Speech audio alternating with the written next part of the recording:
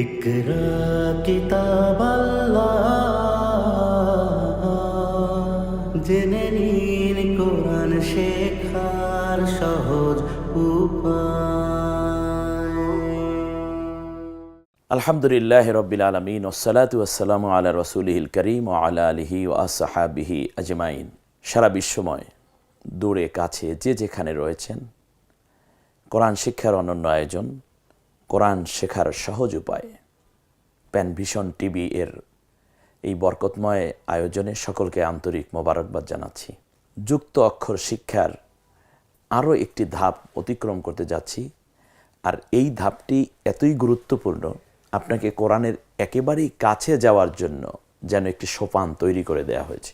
আপনি আজকে যে পদ্ধতিটা শিখেছেন, আজকের যে এই বিষয়গুলো আমি সামনে আনব, এগুলোর জবাব যদি আপনি ঠিকমতো দিতে পারেন এবং আপনি যদি বুঝিয়ে বুঝিয়ে শুরু করে দেন আর যদি জবাবগুলো ঠিক দিতে পারেন, তাহলে আপনি কোরআনের এত কাছে চলে গেছেন যেন আর একটু হাত বাড়ালেই আপনি কোরআন শিক্ষায় নিজেকে ধন্য করার সুযোগ পেয়ে যাচ্ছেন। আর সেটা হচ্ছে কোরআন শিক্ষার এই জায়গাটি আমরা আজকে ট্রাই করব, আজকে দেখার চেষ্টা করব যে কিভাবে আমি কাঙ্ক্ষিত হরফ তৈরি করতে পারি। দেখুন, আপনারা স্ক্রিনে যে বড় করে দেখতে পাচ্ছেন 3টি হরফ। প্রথমে আমি দাবি করব আপনি প্রথমে স্ক্রিনের হরফ 3টি পড়তে পারেন কিনা সেটা আগে দেখুন। হরফ 3টি যা রয়েছে তা হচ্ছে হা, ফা এবং দাল। হা, ফা, দাল, ঠিক আছে কিনা? এরপরে দ্বিতীয় কোশ্চেন হচ্ছে কাঙ্ক্ষিত হরফটা তৈরি করুন। সেটা কি? প্রথমটাকে খ বানাতে বলা হচ্ছে, পরেরটাকে কব বানাতে বলা হচ্ছে, পরেরটাকে দাল বানাতে বলা হচ্ছে। খুব ইজি ব্যাপার, কারণ আমরা তো একই প্যাকেজে পড়েছিলাম হা, জিম, খ। ওই যে হায়ের যে ডাইসটা আছে, যে আকৃতিটা আছে, তা থেকে আমরা জিমও বানাতে পারবো, খও বানাতে পারবো। ঠিক তেমনি আমরা এখান থেকে খ বানাতে বলা হচ্ছে।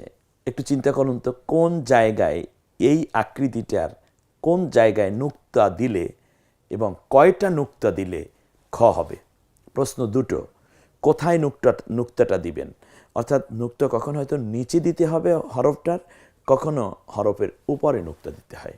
এখন উপরে দিবেন না নিচে দিবেন নুক্তাটা, এক। দ্বিতীয় হচ্ছে কয়টা নুক্তা দিবেন আপনি? একটা, দুইটা, তিনটা, চারটা, পাঁচটা, ছয়টা?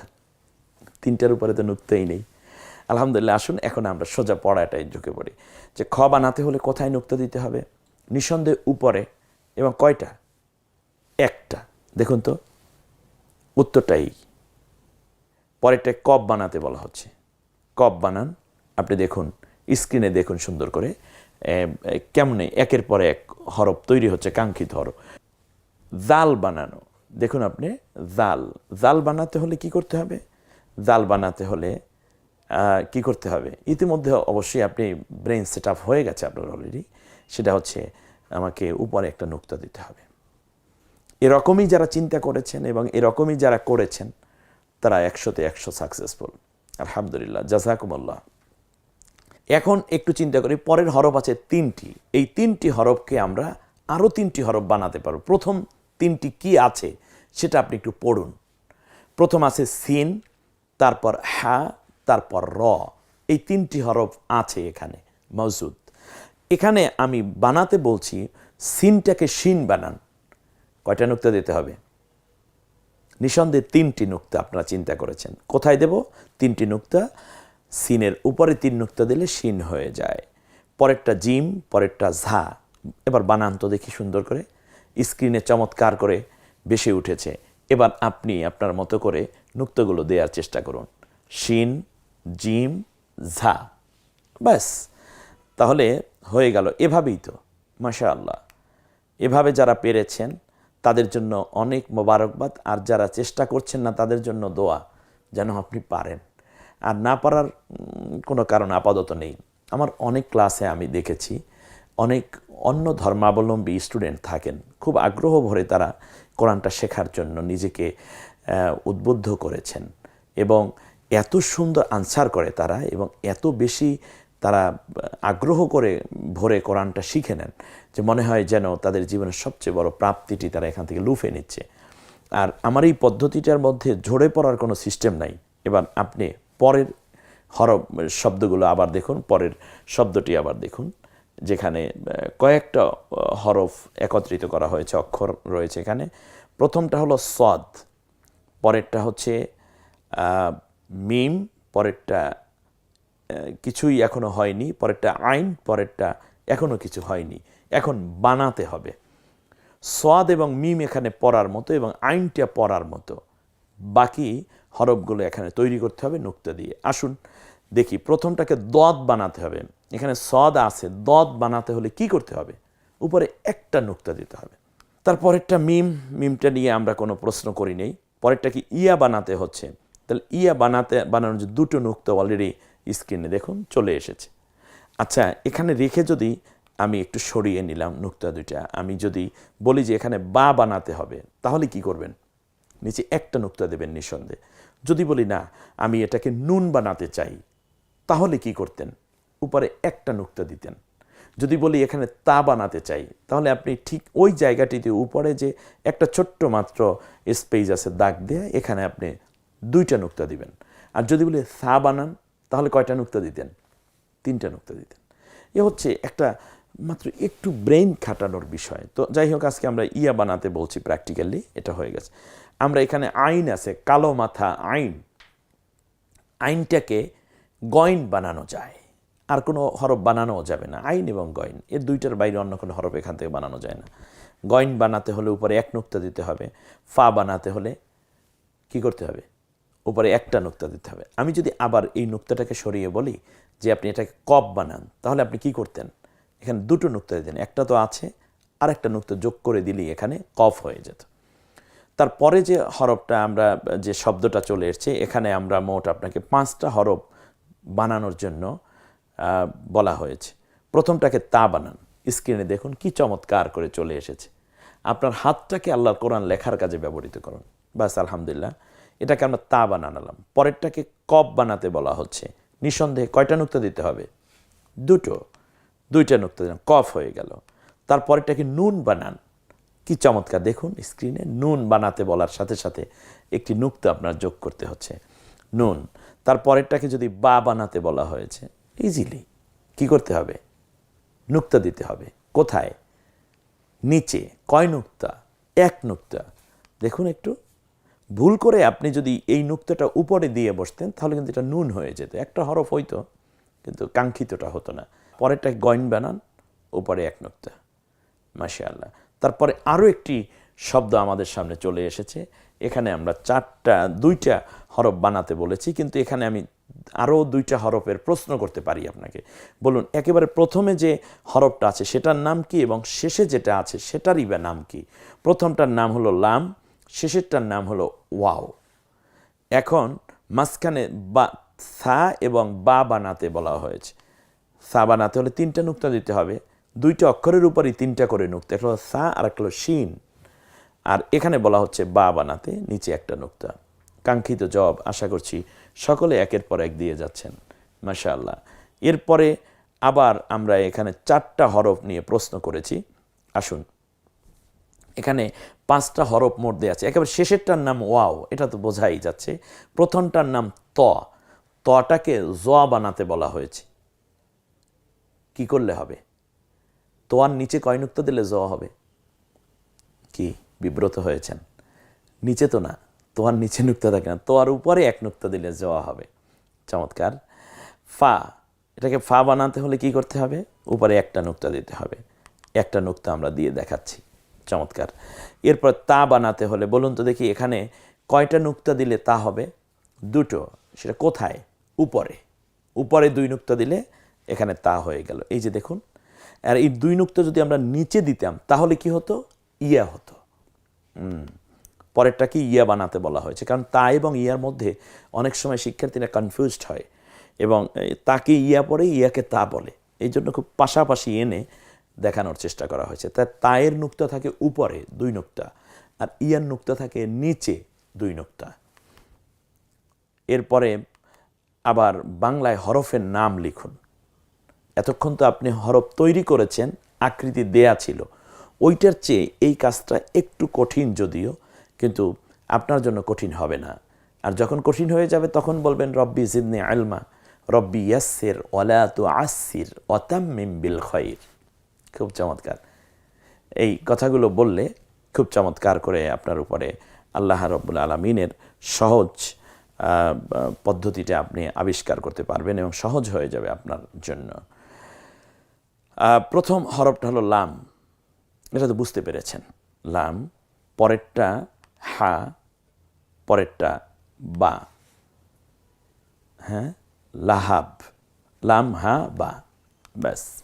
এর পরেরটা হচ্ছে প্রথমটা লাম, পরেরটা কি জিম, পরেরটা হামজা, পরেরটা মিম, ব্যাস। এবার এভাবে লিখতে থাকুন এবং নিজে নিজে লেখা এবং বলার জন্য চেষ্টা করুন। যিনি একটু পারেন আপনার চেয়ে ক্লাসের মধ্যে বা আপনার পরিবারের মধ্যে বা আপনার অফিসের মধ্যে অথবা আপনার পাশের ভাইটি আপনার চেয়ে একটু ভালো পারে, তার হেল্প নিন। আপনি আগে বলার চেষ্টা করুন। চেষ্টা করার পরে যদি ভুল হয় তাহলে আপনার বন্ধু নাই, তাতে কি হয়েছে?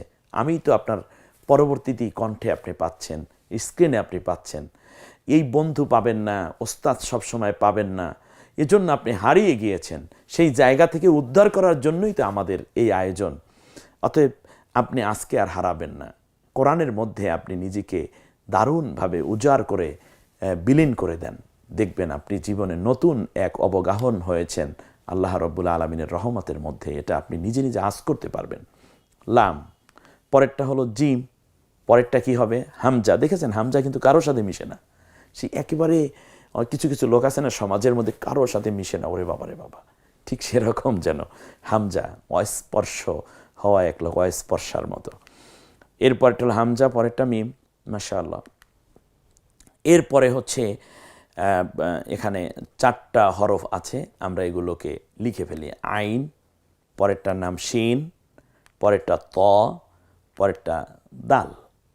দেখুন একটু সুন্দর করে, আপনি আমার বলার আগেই আপনি আঙ্গুল দিয়ে বলে ফেলুন, অথবা প্রথমে যখন স্ক্রিনে আসে তখন আপনি ওখানে অফ করে দিন আপনার বাটন দিয়ে, যাতে করে আর আমার কথাটা আপনার কানে না যায়।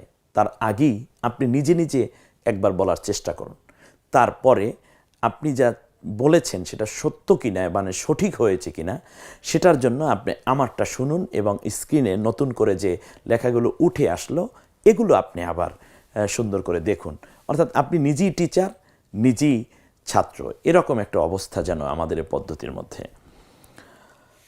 বন্ধুগণ, এবার আমরা চলে যাচ্ছি পরের আরও কয়েকটা হরফ আছে, 1 2 3 4 5টা। হ্যাঁ, আলহামদুলিল্লাহ, মিম, গইন, দত, ওয়াও, বা, মাশাআল্লাহ। এর পরেরটায় আমরা আবার আসি, 3টি হরফ আছে এখানে, খ, লাম, দাল, খালিদিনা ফিহা, খালিদুন, খালিদ, এভাবেই লেখে, খ, লাম, দাল, মাশাআল্লাহ। এরপরে আরও কিছু হরফ এভাবে প্র্যাকটিস, আমরা সবগুলো দিচ্ছি না স্ক্রিনে, বইয়ের মধ্যে আরও ডিটেলস করে আপনাদের প্র্যাকটিস করার সুযোগ করে দেওয়া হয়েছে। একটা হলো সা, শিন, ফা, নুন, র। দেখুন তো, আসার সাথে সাথেই স্ক্রিনে আসার সাথে সাথেই আপনি হরফটা পড়ে ফেলবেন, পড়ে মাঝখানে আপনি 1-2 মিনিট গ্যাপ নেন, তারপরে আপনি যা বলেছেন সেগুলো ঠিক কিনা, অথবা একের পর এক শব্দ হরফগুলো লিখুন, আবার যেভাবে পরে লেখায় আসলো এবং আমি বলছি সব ঠিকঠাক মতো হচ্ছে কিনা। উচ্চারণগুলো নিঃসন্দেহে আমার মতো করে আরবি উচ্চারণগুলো করার চেষ্টা করুন। আপনার কোরআন তিলাওয়াত আশা করছি ইনশাআল্লাহ সহি শুদ্ধ হবে। এরপরে আইন, হামজা, আলিফ, এখানে 3টা হরফ আছে, একটু খেয়াল করুন, ব্যাস, আলহামদুলিল্লাহ। এরপরে 4টা হরফ আমাদের সামনে এসেছে। এই 4টা হরফ তা, কফ, ইয়ালাম, একেবারে কাছাকাছি 2 নুক্তাওয়ালা হরফগুলো আমরা একত্রিত করে ফেলেছি। এই 3টা হরফই আছে যে হরফগুলো 3 নুক্তাওয়ালা, তা, কফ, ইয়া, মাশাআল্লাহ। দেখুন একই জায়গায়, এটা তা, কফ, ইয়া, শেষেরটা কি লাম, মাশাআল্লাহ। এরপরে আইন, হামজা কাফ ইয়া, কারণ এগুলো বাচ্চারা কনফিউজড হয়, আমি দেখেছি কেউ কেউ ওই আইনটাকে হামজার মতো মনে করতে চায়, কাপটাকে ইয়ার মতো মনে করতে চায়। এখানে এই জন্য খুব কাছাকাছি। আইনের গলাটা দেখুন, হামজার গলাটা দেখুন, কাপটা তো অনেক বড় হয় উপরের দিক থেকে, আর ইয়া শেষে আসলে এরকমই হয়। এটা আমরা প্রথম দিক থেকেই দেখে আসতেছি। স্ক্রিনে পুরো করে আপনি দেখে তারপর গ্রাজুয়ালি আপনি আস্তে আস্তে আগান। আপনি অফিসে বসে আছেন, চা পান করছেন, ফাঁকে একটু পড়ে নেন। আপনি একটু লং জার্নি করছেন ট্রেনে, আপনি আপনার মোবাইলে অথবা ট্যাব আছে, আপনি সেখানে একটু দেখতে পারেন। অথবা ড্রয়িং রুমে আপনি বসে আছেন, আপনি প্যানভিশন টিভি চ্যানেলে গিয়ে আপনি আপনার ঘরেই চমৎকার করে আপনি রেখেছেন আপনার মোয়াল্লিম, রেখেছেন আপনার শিক্ষা উপকরণ। আমরা এই পর্বটি নিয়ে আরও কিছু ডিসকাস করতে চাই। এই পর্বটি নিয়ে আমরা আরও একটু বিস্তারিত কথা বলতে চাই এবং আপনাদের সামনে তুলে ধরতে চাই কিভাবে যুক্ত অক্ষরগুলো আমরা বেশি ভালো করে চিনে তারপরে কোরআনের দিকে আগাতে পারি। এজন্য আমাদেরকে আরও একটি পর্বে ইনশাআল্লাহ যেতে হবে। প্যানভিশন টিভির সাথে থাকুন। আর বরকতময় আয়োজন কোরআন শেখার সহজ উপায়, আমাদের এই বরকতময় আয়োজনে আবারও শামিল হন এবং পরবর্তী পর্ব অনুষ্ঠানের উপভোগ করার আহ্বান রেখে আজকের মতো এখানেই বিদায় নিচ্ছি। আসসালামু আলাইকুম ওয়া রাহমাতুল্লাহি ওয়া বারাকাতুহু।